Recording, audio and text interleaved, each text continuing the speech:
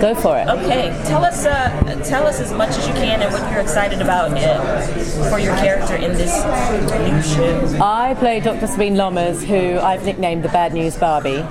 She's the highest-ranking federal official who comes in at the top level when it's become clear that this cannot be contained by usual civilian means. She's someone who's so high-ranking that normally her position in reality should be personally appointed by the President of the United States.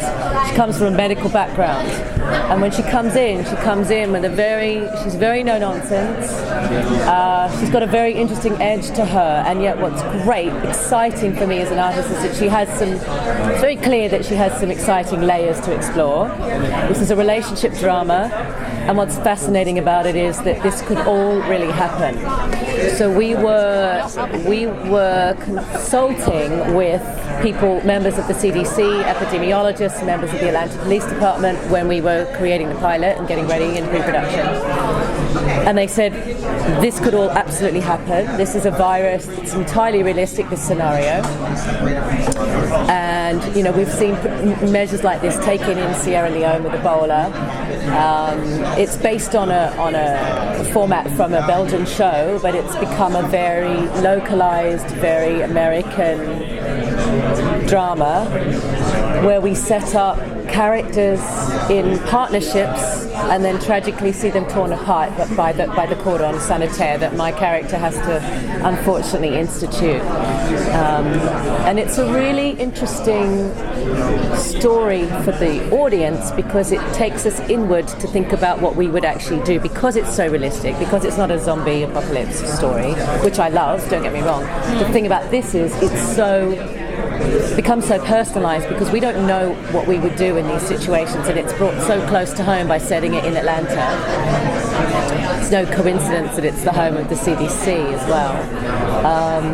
It really starts to make you think about who you would be, and you really have no idea until you're in those situations. Do you think that because America is such an individualistic society versus more communal or socialist, that by putting up that wall, that it's different here than it would be if it was in another country, if it was in Europe or somewhere else? It's a great question. I think that's something that we'll definitely explore, and I've deliberately stayed away from watching. I mean, I watched a few episodes of the original series, which is set in Europe. It's set in Belgium, and they've got an entirely different socio-political infrastructure there in their culture.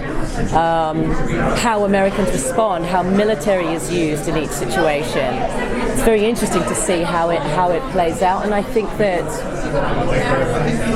because it is so sort of individualized here in America, we get to see the downsides of that and explore that and what happens to human nature and how communities are formed and what happens to intimacy.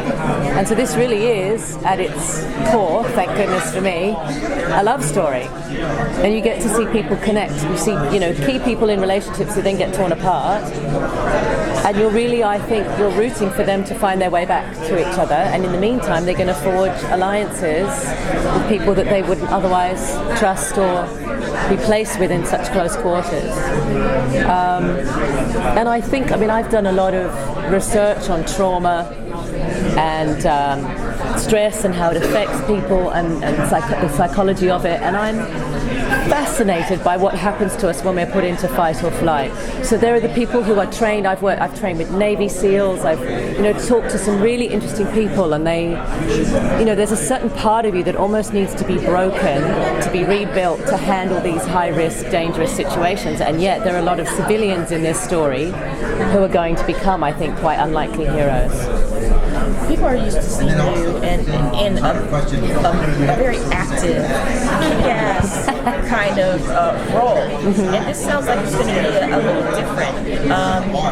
You're going to be, it still sounds like you're going to be kick-ass, but in a more cerebral or political or that kind of way. What is that like for you, and what's the challenge? Yeah, it's a good question. When you end up in a suit and heels, you certainly people may think that the power is coming from the neck up, but she's I think when Sabine enters a room, and this is what we talked about about in terms of her presence. I have no problem bringing that sort of steely, cold edge to a character because there's so much to explore once you start applying a bit of heat to the situation and to them and their circumstances. But when she walks into a room, I mean, there's a certain presence about a person who's in that sort of position in a hierarchy, in a hierarchical structure. They have energetically such a presence about them and such an ability to take control, which is fun to play because I hope we start to see her unravel. Physically, I don't know what situation she's going to be placed in. I honestly have no idea, and our imaginations are going crazy. We've only just met our show-running team, our writing team. So there's a lot to explore, but the thing that they keep sort of really focusing on is the fact that this is a relationship drama, and that's the juice for me. Just really starting to let those characters interact and develop and blossom. And for me personally as a performer, because I'm now so used to being in my body, I get my kicks in other ways with doing trapeze work now and all sorts of nonsense. So yeah, why not? She uses information kind of as a manipulative tool because she knows what's going on. So even though she's a doctor, she is very political to try to get things done. Right. What other tools does she have that she utilizes? This is our last question. She is in a position where she is, it's unfortunate for her, she's uncomfortable about the information she has to manage, but she understands that it's necessary. And one of the things that they talked about, the experts at the CDC, was contact tracing is the most important element of keeping these viral outbreaks under control. So she's the one at the helm of, at the same time, containing the information that's going out because of the hysteria which will destroy not only the city but potentially the human race without a hint of exaggeration. But she also has to keep the physical environment contained as well. So she's dealing with the emotions, the psychology of it, and the information. She's very specific about whom she shares it with because she knows it's make or break. So the stakes are so high for her that if she trusts a particular individual in the police force, as she does David Jesse's character, she's being very specific and discerning about whom she will share that information with. And I don't think she appreciates, I think she's, working in a man's world. She understands that power comes from knowledge and information, and in the pilot, we'll see her having to use that information very carefully to get what she needs for the greater good.